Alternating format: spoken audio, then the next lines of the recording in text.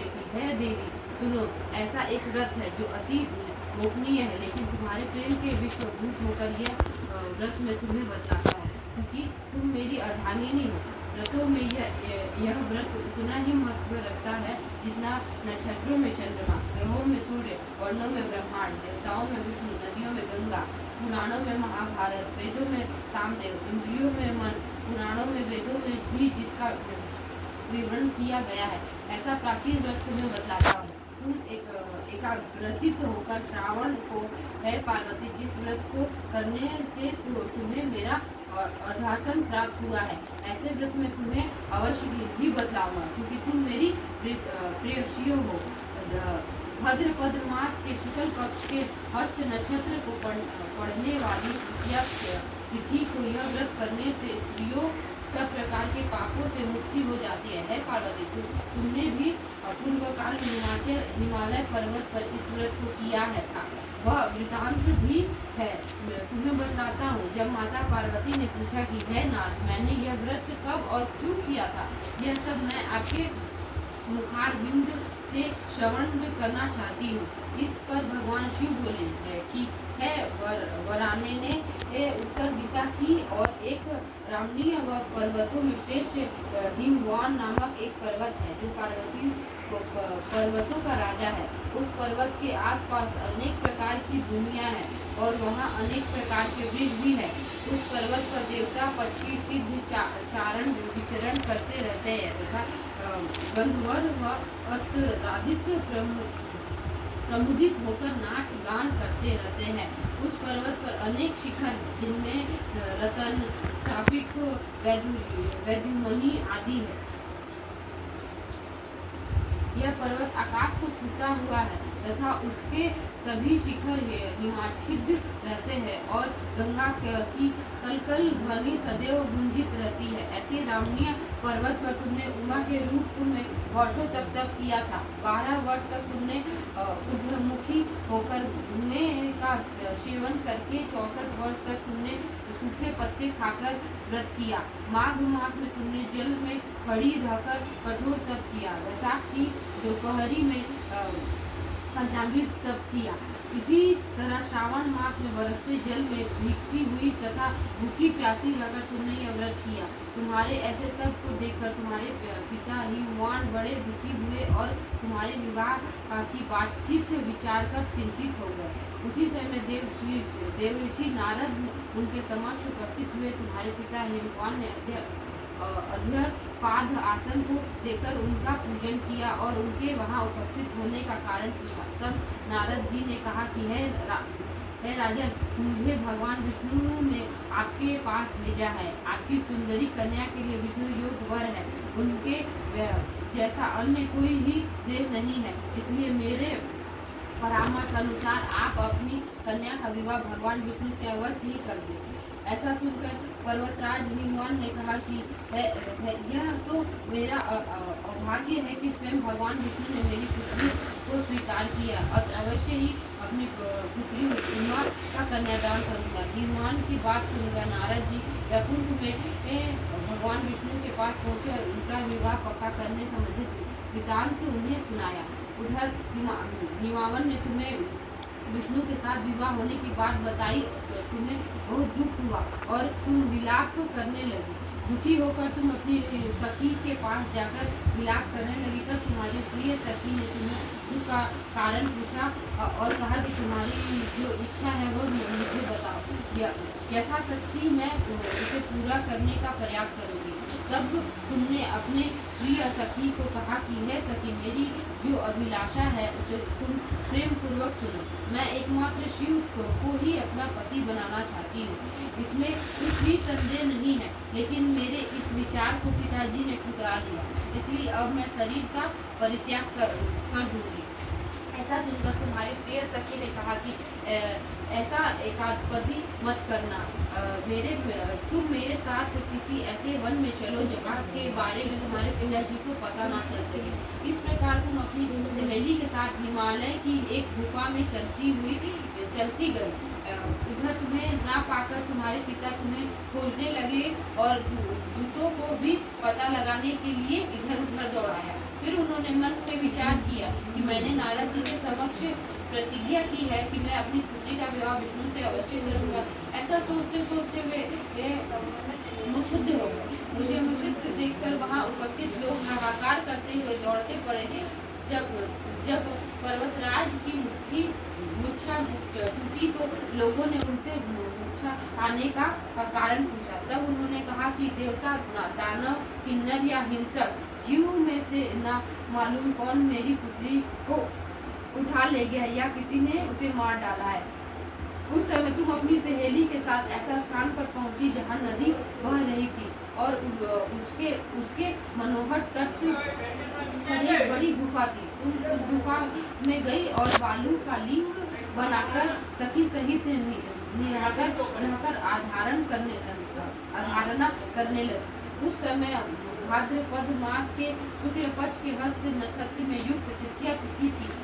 पुस्तक के प्रभाव से मेरा आसन हिल गया और मैंने तुम्हें दर्शन देकर कहा कि हे देवी, मैं तुम्हारे व्रत पूजन को अति प्रसन्न हूँ। तुम अपनी मनोकामना कहो। मैं तुम्हें लज्जा भाव से प्रदान करते हुए कहा कि अंतर्यामी, यदि आप मुझ पर प्रसन्न है तो मेरे पति बनना स्वीकार करें। तथास्तु कहकर मैं कैलाश पर चला आया।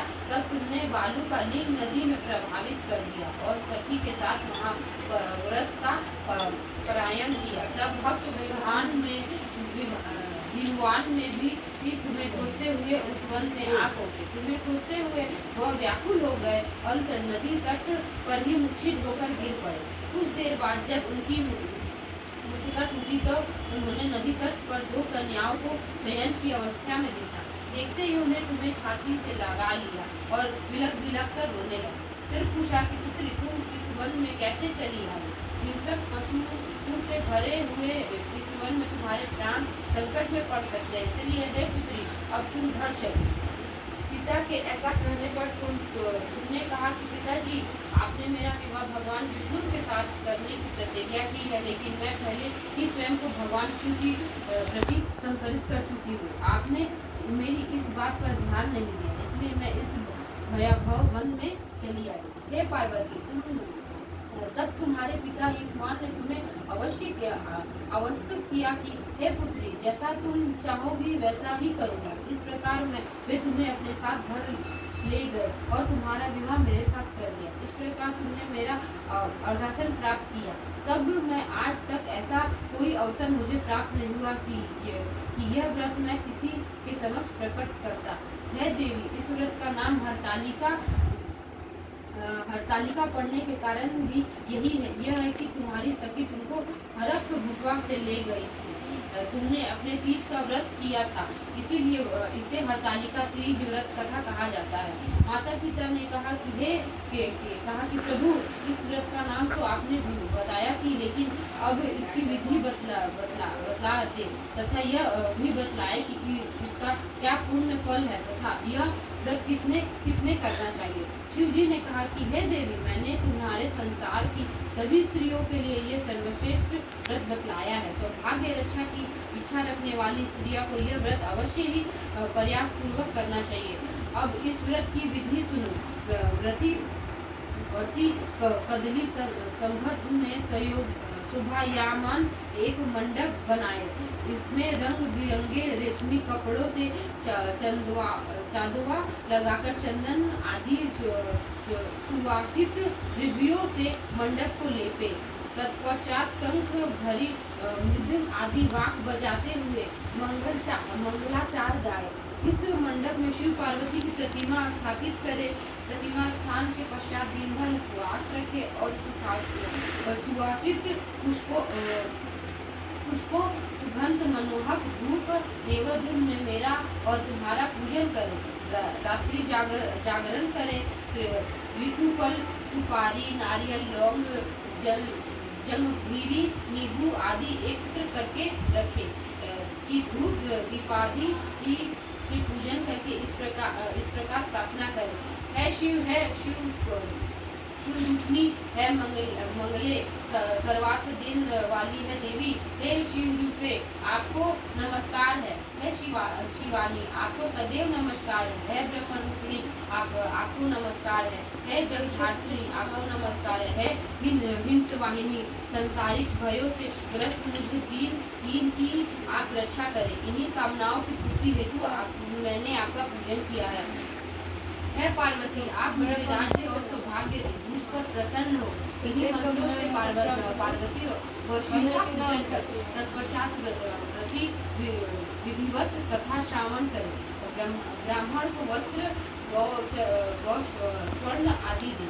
इस प्रकार एकाचित होकर स्त्री व पुरुष दोनों एक साथ पूजन करें। फिर वह प्रदायित्व जो भी हो उसका संकल्प करे। शिव जी ने प्रतिफल बतलाते हुए कहा है कि पार्वती जो स्त्री इस तिथि का व्रत ना करे इस दिन अन्न खाती है वह 7 जन्म तक बांझ रहती है और उसे बार बार विविधा होना पड़ता है। वह सदैव दरिद्र पुष्प शोक से शोकग्रस्त झगड़ालू सदैव दुख भोगने वाली होती है तथा अंत में घोर नरक में गिरती है। इसी तरह मांसाहार करने वाली स्त्रियां बाघिनी, दही खाने वाली स्त्रियां बिल्ली, मिठाई खाने वाली स्त्रियां चींटी और सब कुछ खाने वाली स्त्रियां मक्खी बनती है। इस तिथि को अन्न खाने से स्त्री को सुकरी, फल खाने से बंदरिया, पानी पीने से जोंक, दूध पीने से शिपन्य, इस तिथि को सोने से अजगरिय और पति को धोखा देने से मुर्गी की योनि प्राप्ति होती है। इसीलिए सभी स्त्रियों को हरतालिका तीज का व्रत अवश्य करना चाहिए। व्रत से अगले दिन स्वर्ण, रजत, तांबे या कांच के पात्र में अन्न भरकर ब्राह्मणों को दान देकर व्रत को पारायण करें। जो स्त्रियां इस प्रकार व्रत करती है वो मेरे जैसा शिव जैसा पति पाती है और मरने के बाद अगले जन्म में उसका रूप तुम्हारे पार्वती जैसा होता है। उसे संसार के सभी भोग मिलते हैं तथा अंत में मुक्ति मिलती है। इस हरतालिका तीज की व्रत कथा सुनने मात्र ही जीव को 1000 अश्वमेघ में सैकड़ों वाजपेयी यज्ञ करने का फल मिलता है। हे देवी मैंने सब व्रतों में यह उत्तम व्रत बताया है। इसके कारण यह निश्चय ही सभी पापों से मुक्ति मिल जाती है।